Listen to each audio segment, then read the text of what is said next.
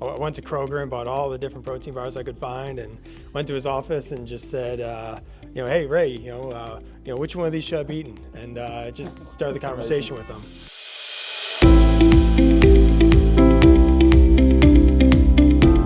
Today I'm targeting operational leadership, and these three guys here I've come to know through some of it just through this group here together, and some of it more personal relationships and have some history together. But they have a mindset of just being dialed in operationally. Hey y'all, I'm Zach Kennedy, so I'm originally from Nashville. I'm William McMurray, originally from Buffalo, New York. Hey everyone, Soham Desai. I grew up in Scranton, Pennsylvania. I think almost everywhere I go I'm like a relationship builder, and so I've kind of leaned into that quality. Okay, so we're moving into the leadership portion, right? Last was wealth, this is leadership. Today I'm targeting operational leadership, and these three guys here I've come to know through some of it just through this group here together, and some of it more personal relationships and have some history together. But they're all operationally minded people for one reason or another. Maybe behaviorally they're that way, and some of us have been trained that way. But they have a mindset of just being dialed in operationally. So I thought we'd have a conversation about operational leadership. So first thing, one by one, just go ahead and tell them a little bit about your background and what you can speak to when you're answering some of these questions. Sure. Hey y'all, I'm Zach Kennedy, so I'm originally from Nashville. Like Schuyler, I went to West Point and was in the infantry for about 10 years. So that's really where I cut my teeth on leadership. And in the Army and officership, there's a lot of ops, there's a lot of project management, a lot of change, culture, development stuff. So did that. Started having babies. My wife said, time to break up with Uncle Sam. I said, yes, ma'am. So when I went to business school and went to the startup world, so in manufacturing and in tech. And then after that, I started hanging my own shingle doing a physical therapy business with my wife, and started a consulting firm, just a lifestyle individual consulting firm. Was recently acquired by a group out of Houston. So now I'm the CEO of a boutique management consulting firm that does enterprise PMO. And we provide operating partnerships with private equity-owned companies. I'm William McMurray, originally from Buffalo, New York. Went to school, Penn State University, Bachelor of Science in Industrial Engineering. Industrial engineering, manufacturing engineering, kind of the same area. After graduation, went and worked for Danaher Corporation, started as a manufacturing engineer, then a operations manager, and then operations leader, and plant manager. Shortly after that, kind of had my office space moment, like I don't want to do this anymore. Started showing flip-flops and a t-shirt, and eventually I moved to the Philippines for a year and worked for a company, the Lazada.com.ph is basically the Amazon over there. Helped them set up their logistics. Came back here, went to school, Acton, same school Corey went to. I was a year after him. And then after graduation, purchased a business with one of my classmates. It was a lapel pin company. Now we're a challenge coin company. You saw the coin that Schuyler just gave out. That's from our company, and that's Mel Promo. That's what we do today. Hey everyone, Soham Desai. I grew up in Scranton, Pennsylvania, so if you're fans of The Office, it is like that most of the time.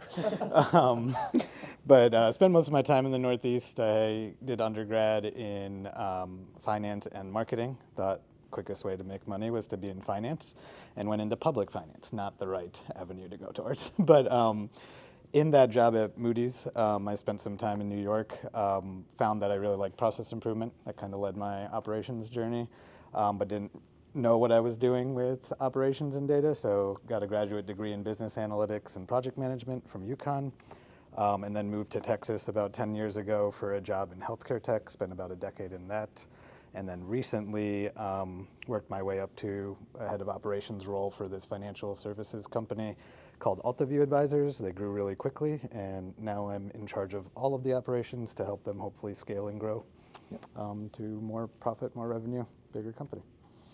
All right, stay with you. So I'm gonna come down, but whether it's a person or a book or maybe a course, what operational model from how you lead your divisions had the biggest impact? Yeah, this was a tough one. I don't think it was any single one. I think you read enough of the books, you talk to enough operations folks, there's general themes you come up with. I think the one book that gave me an aha moment was The Slight Edge by Jeff Olson. It's all about doing successful things consistently, small or big, and adapting to that. And I think having that consistency allows you to grow exponentially instead of doing like a sine wave of ups and downs.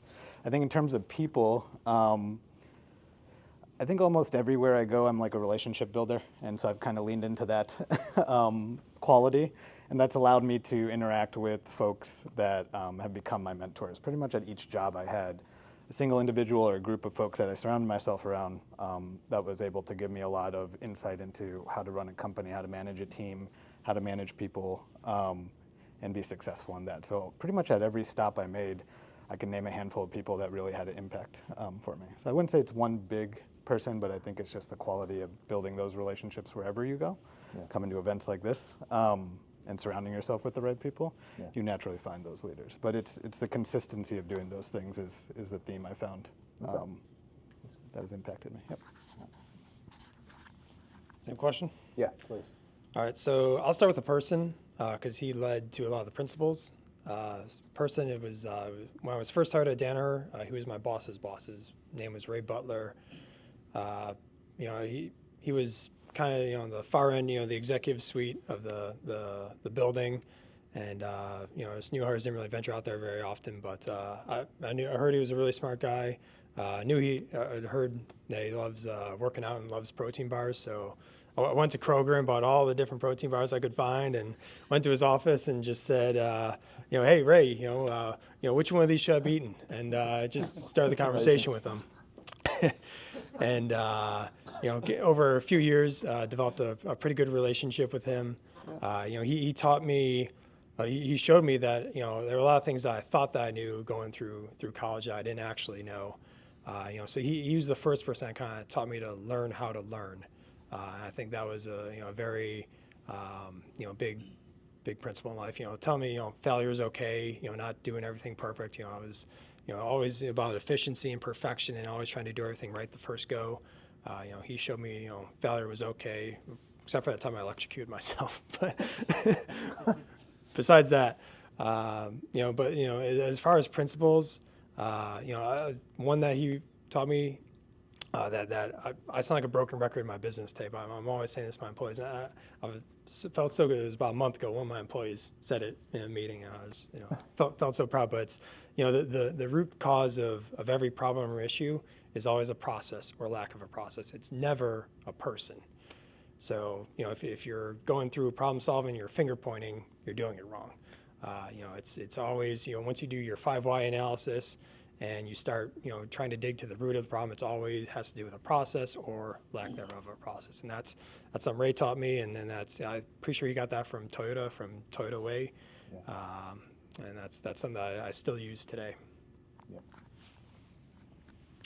All right, so I think that for, learning frameworks and like big impact, definitely the Army. They institutionalized us, whether we liked it or not. So, I have a very systems approach to management, and if you're in manufacturing, my brain kind of thinks about management like manufacturing. So the Army has like a really good concept. This is called a battle rhythm. It's just the series of events that happen throughout a period of time with inputs and outputs. So that is really foundationally the way I think about management and running enterprises.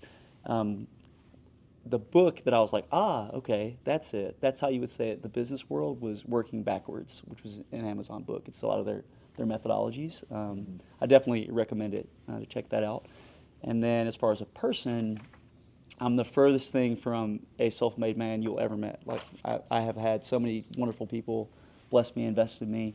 And when I think about mentors, it's interesting because they invest in you at one portion of your life, and like you have that aha moment like later in like a different season. So in this season of life for me right now, it's a guy named Brandon Cates. He's the CEO of Amatrain Technologies, but he was a former Ranger, got out of the Army and was a CEO, and he was my first CEO I worked closely with after the Army. And at the time, I knew I respected him, learned a lot from him, but was probably not critical at times of some of the things that he did. But now in the seat where I am now, I'm like, oh, like, wow. So I've called and texted him a lot, and I'm like, this makes a lot more sense. Like, thank you for your leadership. Yeah, that's awesome. Yeah, I guess, not very many operationally minded people walk around the earth just running their mouth, making sure everybody knows what they're thinking all the time. So if you're a leader like that, like you're one, Nate, like that, you're not going to run your mouth a lot about the decisions you're making. Just know that you have folks that are wondering why are we doing this? And sometimes, at least for that type of person, that stuff matters, or else they'll form their own opinions. Yeah. And then you send them on their way, and they're not thinking what you want them to think anyways. So in all the positions you have, what are some common challenges that you see people that aren't aware of, like how efficient things can be that they make, and what's maybe your first couple of steps of how you usually help them solve that? Yeah, I think that one of the first things is being explicit about the measurement of outcomes. In my experience, it seems that sometimes conflict comes from a ill-defined definition of success. So you're working with someone in some venture, you're trying to work towards something, and the other person is like, I'm winning here, we're being successful here. And there's been a few times where I've realized as a leader, I need to take responsibility and go, oh wait, like we're measuring success very differently here. So I think one thing is, it takes a lot of work to create an environment where you can measure, and the people in that environment feel that the measurement mechanism is legitimate. So that's like a huge lift to get the organization there. And that's simply like, hey, this is the game we're playing, here's the rules we'll agree to, and this is how we're going to count points. That's one thing that's really, really challenging. I think another thing is, we're talking about operations here. Every company, organization has an operating framework. It may be formal, and it's likely informal for many businesses, but every company has one. For me, I try to be very non-negotiable on outcomes, but very negotiable on methods. So I think sometimes myself, I get really focused on methods because it's the way I want it done, but really what I should care about is the outcome. And that's how you can share in that creative process with employees and let them have influence over the way their life is ran, and they feel like they can contribute to the process. Yeah. Well, that's there's a balance to that too, right? Yeah. Because I'm the complete opposite of that. Like I don't think I ever ask anybody how they're going to get it done. Yeah. I'm very open to that, but in reality, I probably should set some boundaries. Like, hey, we need to stay within these. Yeah, guidelines. left and right limits. Like budget. Just to keep us on track. Yeah. All right, Will, I'm going to ask you this one because I know this is a part of what you do, probably in your sleep. Where did you learn how to measure productivity in the business, and kind of how much time do you spend on it? What's your approach to it? Like, and how, why is it important? Just measuring things. Yeah, I'd say, over time that's definitely changed for me. I used to be deep in a spreadsheet. That was, a lot of my days was, just analyzing performance, analyzing times. This goes back, when I was, even before Danaher, I was a consultant. I was working for a consultant firm, and we were creating metrics for a grocer, and I was, the intern, and I got the rough job. I was chasing a forklift with a stopwatch, trying to, time the thing, and, just create work standards for all the different vehicles in the building. And, I used to be extremely data driven, but, now, now today, I've got people that, collect data, and we use it, a lot within our business, especially for decision making. We use EOS, Entrepreneur Operating System. That's kind of what Zach was talking about. You've got this system that you hold yourself accountable to.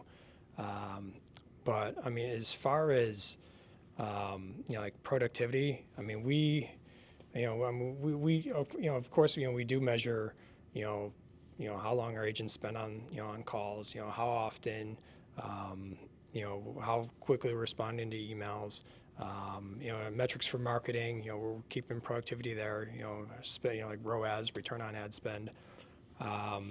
But really, what Zach mentioned, it's really about the outcomes. It's the data, it's telling you how you're doing, but it's really focusing on what we can, the people in the organization, letting them make decisions, not letting the data make the decisions for us is really where we how at least how I lead the company is letting people make decisions. We use the data as an input, but I hired these people for a reason. They're really smart in their different areas, and I kind of let them just go on their experience, their gut. Yeah. So this is an interesting question for you because you were really brought in to work on the future. But how much, I might ask all three of you guys this question because I'm interested.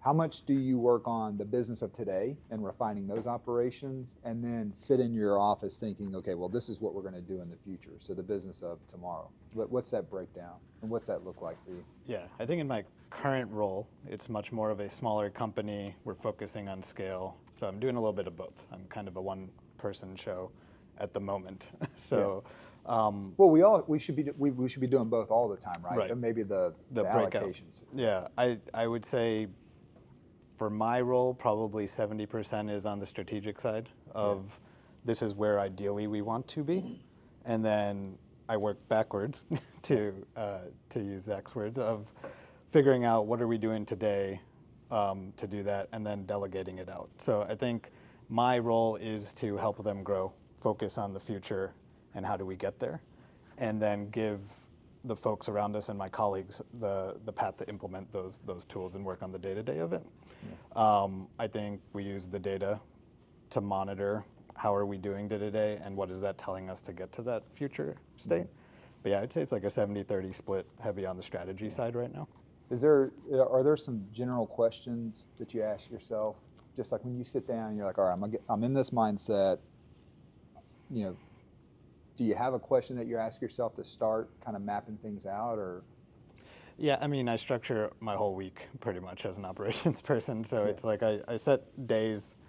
Life doesn't go that way all the time, but I set days to say, here's my strategy day. So are the things in all the different buckets I own, commercial operations, business operations, people operations, what are we focusing on? What are the main priorities? How are we getting there?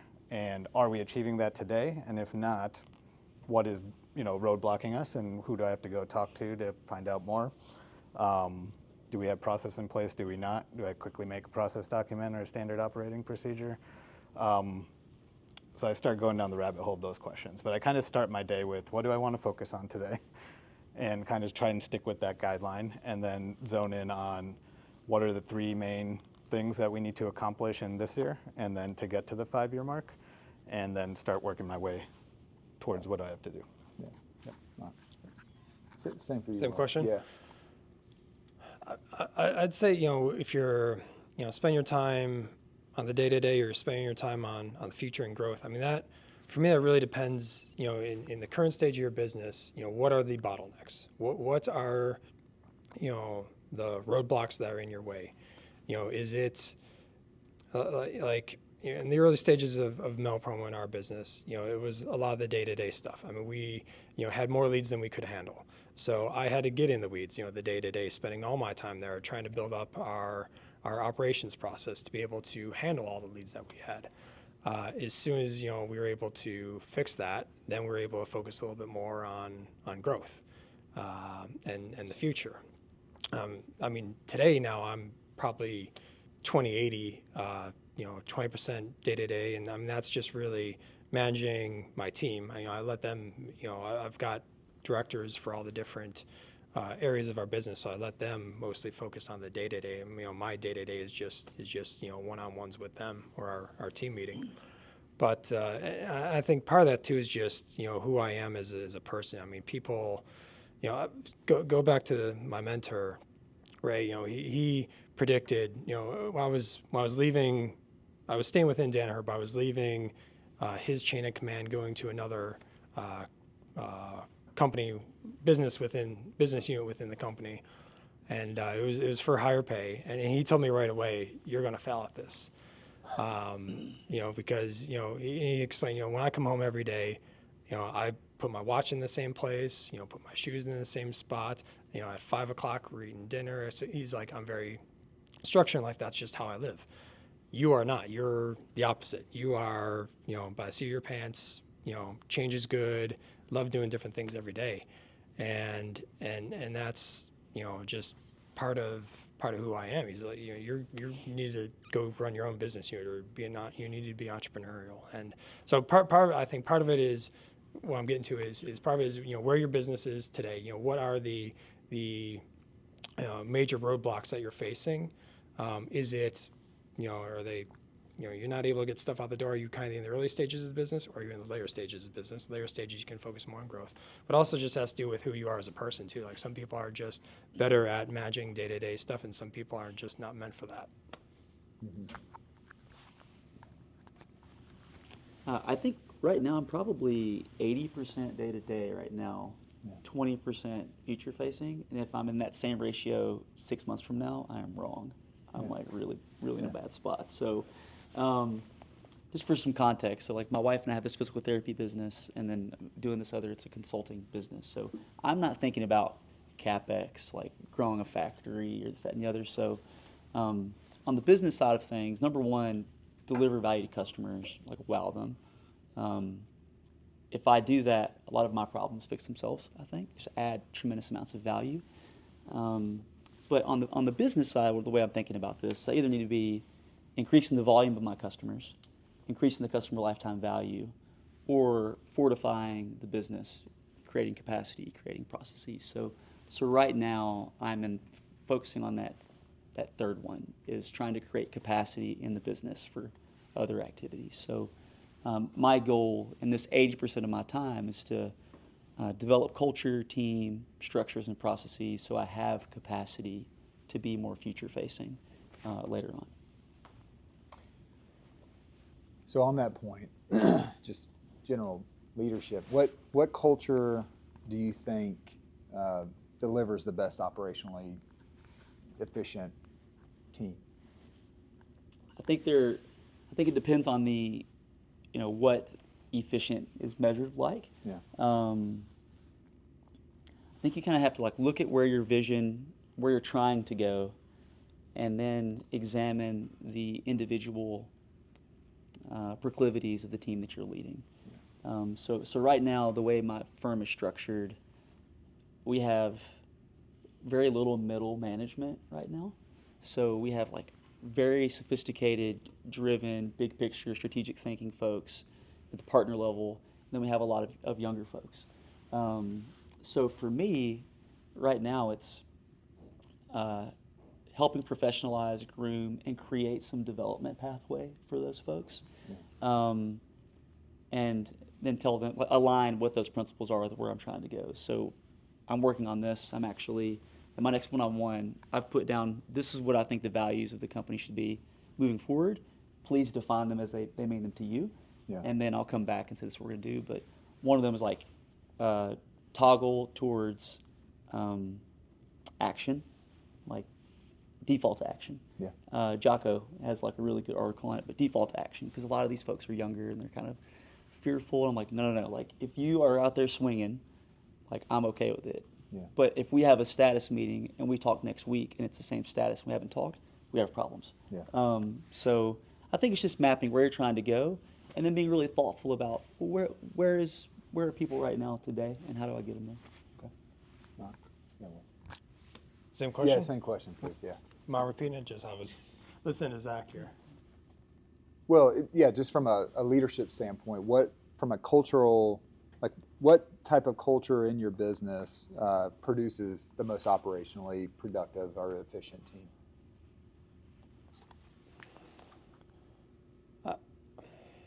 Or what values have you seen with your best employees that have a mind for operations? You know, what values do they bring? So, I mean, I guess that goes back to our hiring process. You know, we've hired a lot of go-getters, just people that are comfortable, you know, taking something that's not well-defined, not well-structured, and giving it structure. You know, and you know, they're you know, comfortable.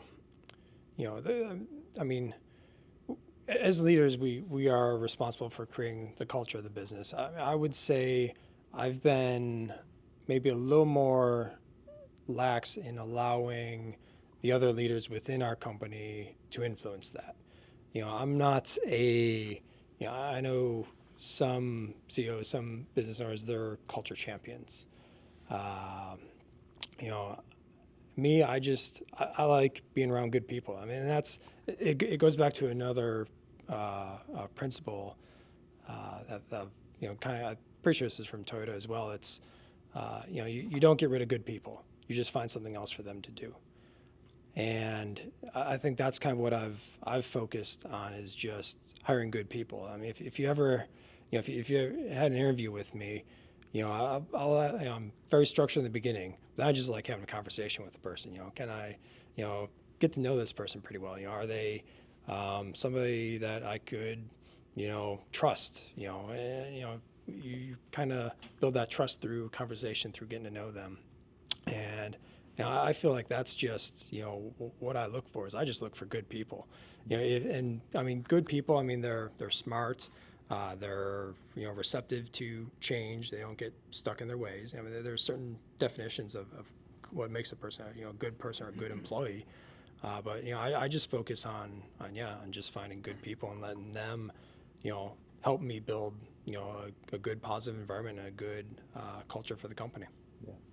Yeah, that good people comment though. I mean, you said two values there: you're coachable and then, you know, intelligence. I mean, those are, or maybe growth based or something like that. But those are, I mean, that's, rather than watering it down. I mean, you have it. All these people have these values that they're bringing. Yeah, you just got to put names to them. But you haven't championed it, so that's why you haven't codified them for your one-on-ones like Zach's about to do. Yep. But I'll tell you, you know, from the case studies from my MBA program, you know, every time you had to change a culture, the first thing they have to do is assess where they're at today. Which, all right, so the culture of the future are these things, these values, and then they go person by person and they either cross through the values they have or circle the ones they have. And what you do is, to change the culture of the business, you have to change the people, and there will be people that are in line with where you're going, that you retain. And then there'll be people that the values don't align. They're not going to be part of the company for the future. And it doesn't make them a bad person. It just makes them not a fit anymore. No, and so we bought the business in 2015, and in 2016, we just, in the span of a week, fired everyone that had come with the company when we bought, because it was just, oh, well, you know, I mean, they didn't fit They're not our fit. culture. I mean, you always hear the saying, like, you know, the people that get you from point A to point B in your company are likely may not be the people that get you from point B to point C. Like, people that get you from 1 million to 10 million aren't the people that get you from 10 million to 100 million. It's just, it's a different mindset, different company. But I'll go back to that point about good people. If they're good people, you don't get rid of them. You just, you know, like, I've got one example in, you know, my business where I probably need to hire this person's boss. You know, someone that they create the structure that gets from 1 million to 5 million. But from 5 to the next, from 5 million to the next landmark, you know, I need someone else different, you know, with different experience, different, you know, different things that they bring to the table. I need that skill set to get to point C. Yeah. Gracie. So Gracie does our screenings for our new employees, and there's 3. I'm gonna have you answer the question, so hang on to the mic. I'm just going to make this point because I think it's in line with what you're talking about. But Gracie, so the applicants come in, right? We use an applicant tracking system. The applicants come in for our new opportunities, and they don't go straight to the hiring manager. Gracie, you know, she's done this 200 times for us now. She screens them, and the things that she's screening them for is basically what we call a capable employee. Do they have intelligence? So she's literally in that first phone call. She's got a couple of questions, 2-part, 3-part questions, just to see like how intelligent they are. The second one would be, do they have integrity? So she's looking for something that they can tell her a story about where maybe they were hit with a challenge, but then they did the right thing, even though it was hard.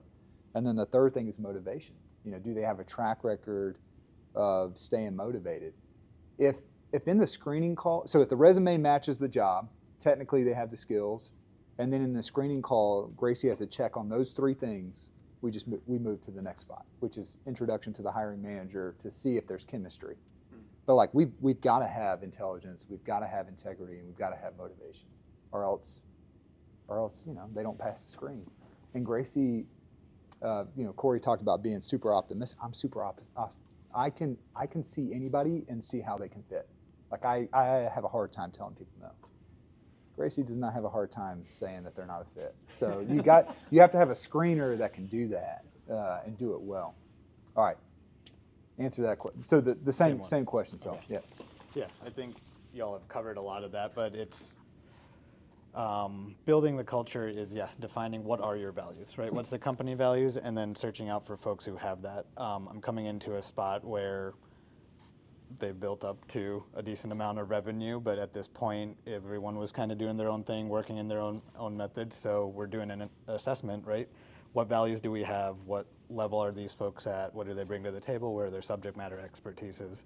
And then when we've gotten to get to the next level, we're building a recruiting playbook. And it's exactly what Schuyler's talking about is how are we screening at each level and how are we weeding that out? And then you want to complement the folks that you have. So you don't want necessarily all the same people with the same groupthink and act the same way, because that at some point plateaus. So you want folks to challenge you. So our motto is aim high.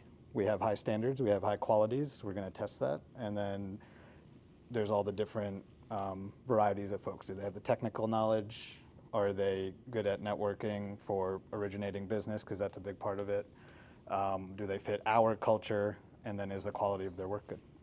So that's how we assess it. Do they fit into our framework? And then you have to be hard and you have to shoot for high quality and find out an easy way to use quantitative and qualitative data to do that. All right. We have some time for some questions. What questions? I have more, but what questions do you guys have? Everyone's got operations figured out.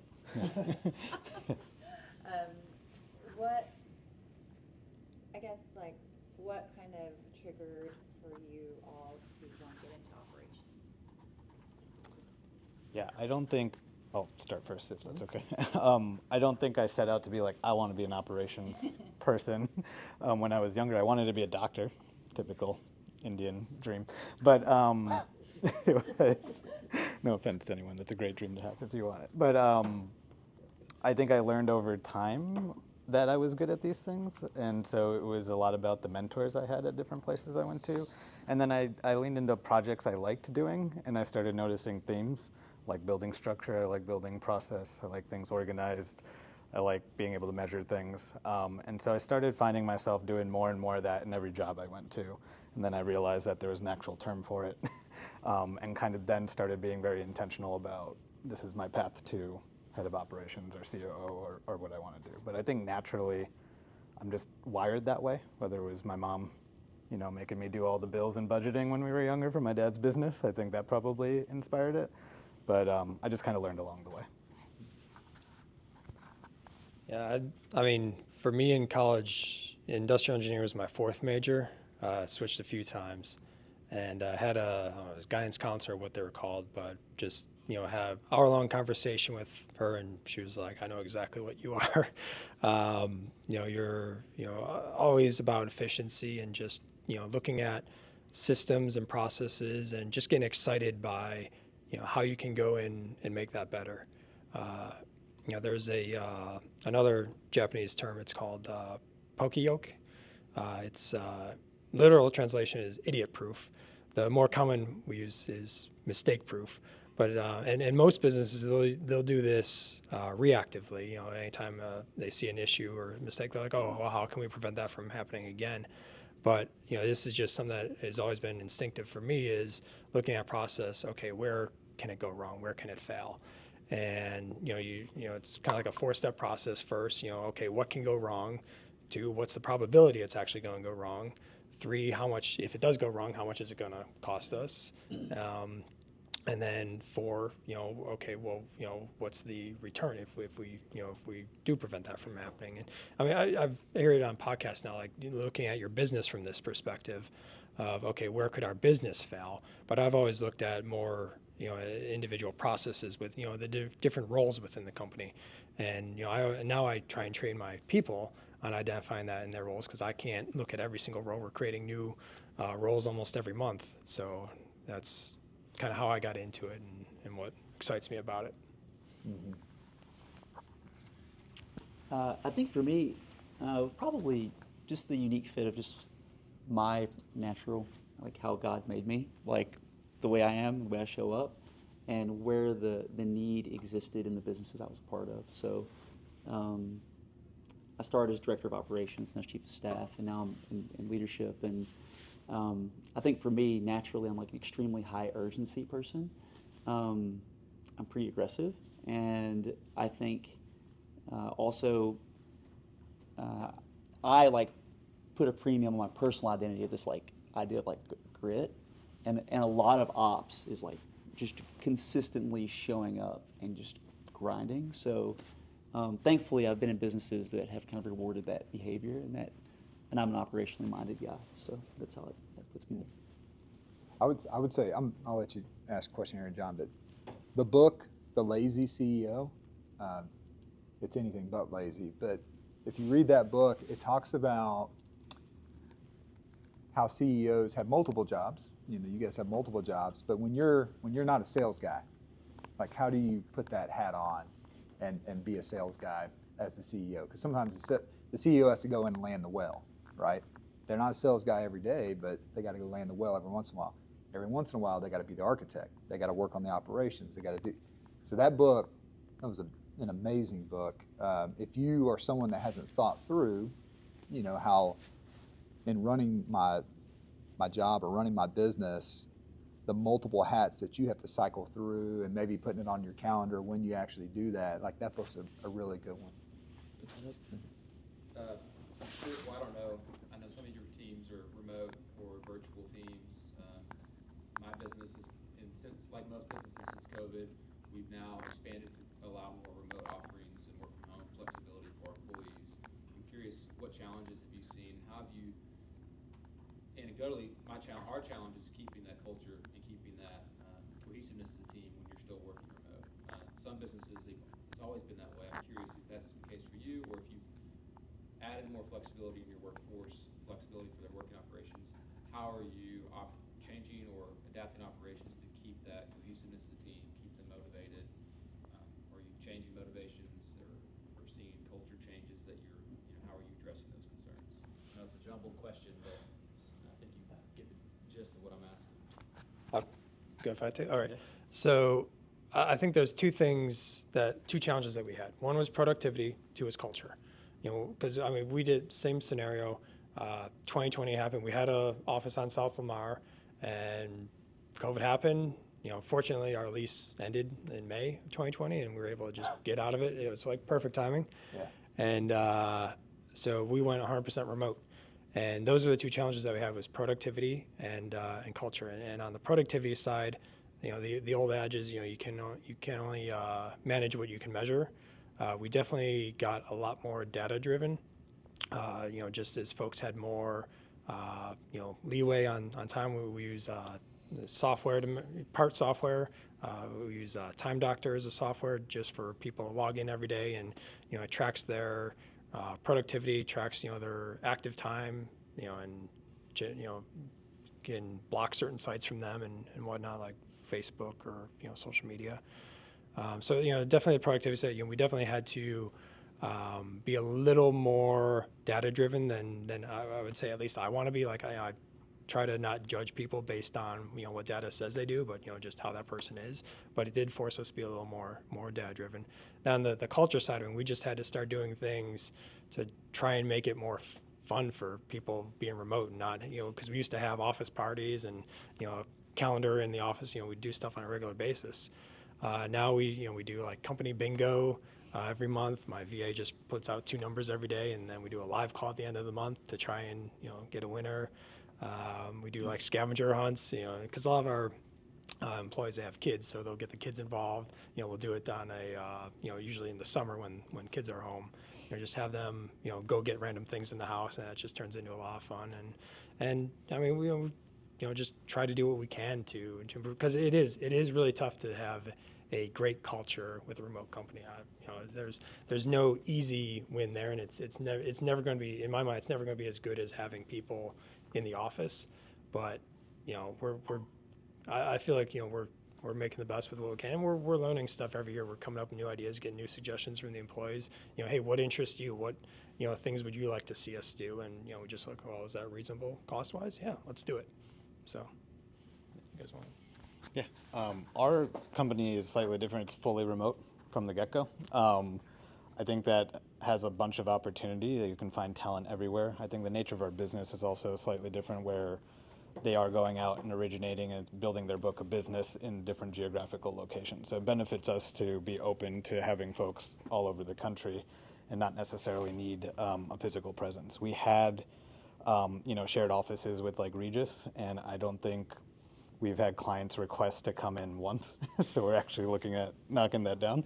So I think it depends on the type of business you have and where you need in office and out of office. But for us, the way we keep up productivity, this is radical, you're gonna hate this, Will, but I don't like time tracking. We have estimates of like how long our projects will take, but we kind of give ownership and say, you're adults, we expect you to do these things, and we put in measurement places of, these are the goals you're supposed to hit, are you hitting them, check in with them on that kind of stuff. And as long as we check in regularly and turn cameras on, keep that alive, it's been working out pretty well. I think the in-person stuff definitely does help for bigger items. So we'll have strategy retreats in person. We have networking opportunities naturally that come up through some of the organizations we partner with. So that allows folks to get together, and then we make sure we carve out time to do team building, talk about the business, that kind of stuff, while networking with clients. So I think it's just being intentional in creating that framework and just maintaining that culture.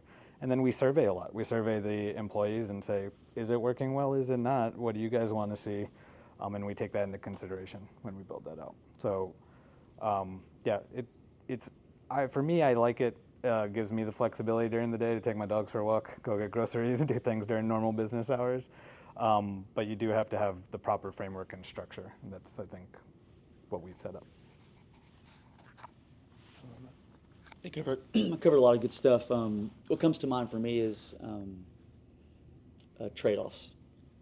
There's just a lot of trade-offs, and in this space, you're using a lot of judgment on what the business can sustain and the results you're hoping to achieve. Another thing that comes to mind is intentionality. When you're remote, I'll tell you I do this. So rather than slacking a question to someone I'm working with, I will huddle with them with my camera on intentionally, because it's just, I can spin around and not see somebody for 2 months if I'm not careful. So anytime I can pick up the phone and have some human interaction and talk a little bit, I'll default to that. And the final thing is just aligning your incentives.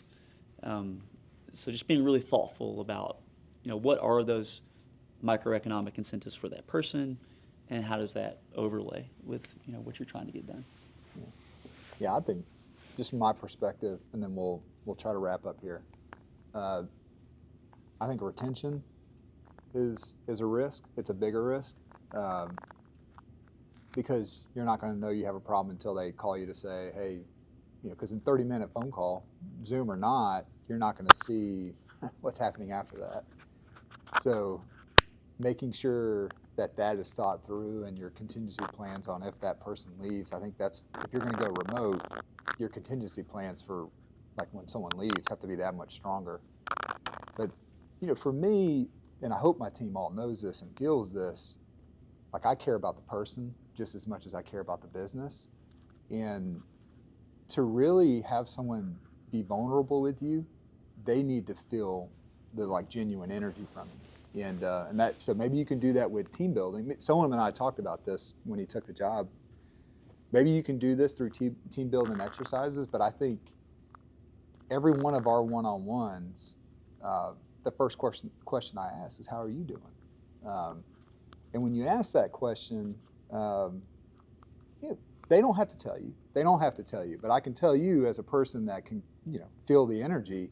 I know if there's a problem or not, and I may not make them tell me that there's a problem, but I log it and I know, all right, there's some work that needs to be done with this person. I may not do it right now, but I need to do the work. So I think that when you're trying to make people better, like personally beyond just the professional stuff, you gotta have some time for it, because otherwise it's going to be 100% professional and you're going to be productive as all get out. But like that person, they may go follow a leader that could do that for them. And that's an offer at least I'm willing to make in an interview. It's like, hey, look, I care. Look, we're going to make money, and I know you need to make money for this job, but I'm going to do everything I can to help you grow your life too. So. Yeah, and that first question, I find you really, at least for me, yes, how are you doing? You always get the, oh, good, great. Yeah, I have to follow up with, how are you really doing? Yeah, yeah. And then because that's almost their invitation to open up more. Whereas, because a lot of people, in conversation, you get that all the time. Oh, how are you doing? How are you doing today? And everyone's like, oh, good. Or But just be quiet longer, right? Yeah. Eventually, they'll fill the void space because it gets awkward pretty quick. Yeah. I think people can sense like when you're genuinely interested in them.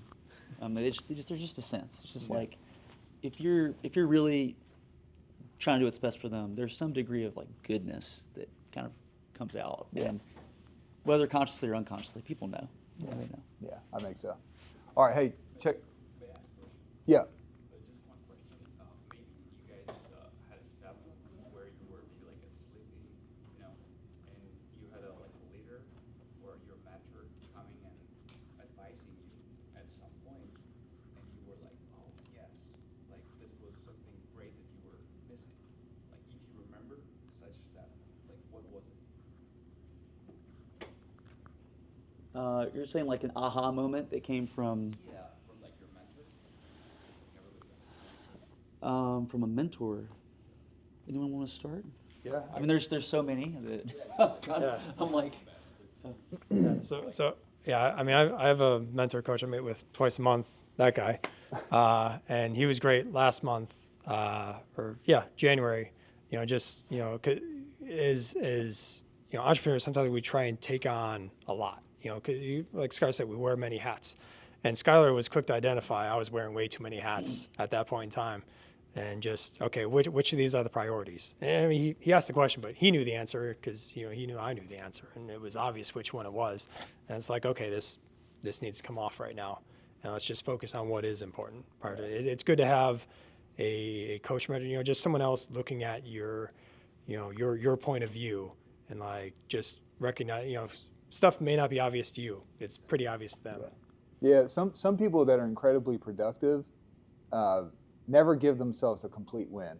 They will make a choice and they will win on that choice, but then they'll beat themselves up later because they said no to something else. And sometimes you need a peer or a mentor or you need somebody to say, hey, look, you made a choice, you won from that choice. Stop beating yourself up. Move on. Move on to the next thing. You just keep making the priority the choice.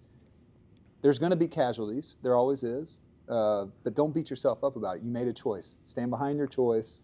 Keep making great choices. So. Yeah, on that, I had heard a great quote recently. It was, in regards to outcomes, it's not wins and losses, it's wins and lessons. Yeah, there you go. What do you take away from, that failure or that thing that just didn't go as you planned? What can you take away from that and apply in the future? All right, I'm gonna wrap up, but we'll hang out for a little bit. If you got value out of the session, you know how if it's $1, $5, no dollars, that's fine. But we're raise money, we give it to teachers in financial need. So if you could donate, that'd be great. And then I'll back up a slide here. We give all these resources out. We got the recording here that we're gonna post online if you guys want to go back or share it with somebody. These are the last two books I read. The War of Art, which was super interesting. And then 6 Steps to 7 Figures. Every time I read a book, I'm doing daily summaries on LinkedIn, but then we accumulate those and just have like a free kind of giveaway of the book. If you want to know what these books are about and you don't want to read them, you could just go download my day-to-day. These will be the next 2 books that I'm reading. How to Hire. Clint Smith he's going to speak at one of our corporate battlefield events, so I want to read his book ahead of time so that I know great questions to ask. And then Buy Back Your Time. Those will be the next 2. So I hope to have those done by the next time we all meet. But just keep reading, and certainly if you read a book that you think I should read, send it over. I wrote down yours, but I'm grateful for you guys coming. I'm grateful for these guys for speaking. We're doing it every month, so share it with other people. We did have a lot more people register. It's just Friday at 8 in the morning. It's hard, huh, Jenny? Yes. All right, thank you guys. Hey, I'm going to give you these.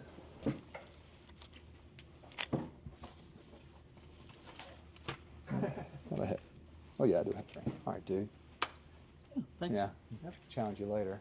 Yeah, right back to you. All right, thanks, man. I appreciate y'all. Yeah, cool. All right, y'all have a good rest of your week. Friday. Yeah.